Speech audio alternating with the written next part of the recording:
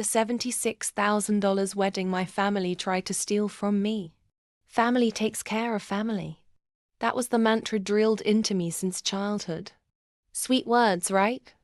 But in my family, it was code for, you take care of us. You pay. You sacrifice. We collect. I was the dependable one. The one with a good job. Good credit. So when my phone buzzed with a fraud alert, I nearly dropped it. $76,000 charged to a luxury resort in Lake Tahoe. A wedding package. My cousin's wedding. And the kicker? It wasn't even fraud. It was my family. They had used my name and my credit card to fund the entire event. Without my permission. I didn't cry. I didn't yell. I just smiled. I played dumb. Pretended not to know. I watched as they paraded around, gushing about the most expensive wedding the family's ever seen. They showed me invitations embossed in gold. They bragged about the fireworks over the lake, the 5-course dinner, the rooftop champagne toast. My parents even said, "You'll make us proud." And I thought, oh, I will.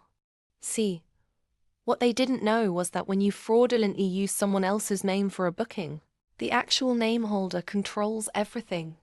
1 week before the wedding, I made a single call to the resort. I faxed over the evidence. The manager was appalled.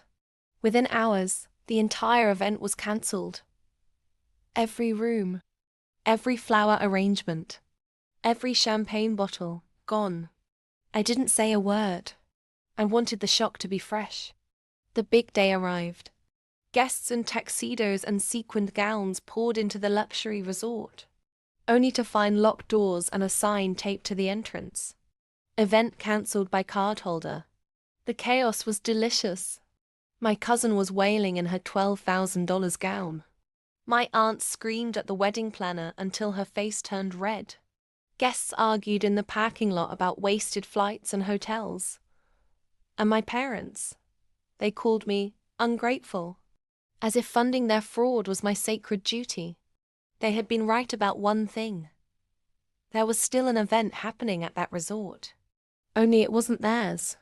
While security escorted my relatives off the property, black-tinted limos began to pull up. My friends and colleagues stepped out in glittering masks and gowns, because I had already rebooked the exact same date and venue for my own private masquerade ball. Inside the grand ballroom, a live band played under crystal chandeliers. Champagne cascaded down crystal towers. Fireworks exploded over the frozen lake. Everything they thought was theirs was now mine. From the balcony, I looked down and saw them, still stranded outside, shivering in the snow, watching fireworks they couldn't touch. By midnight, I sent one final message to the family group chat. Family takes care of family, right? Funny, I don't recall family stealing $76,000. Then I blocked them all, raised my glass, and danced until dawn. If this tale of savage family revenge made you grin, smash that subscribe button on my channel. The next story? It's even colder.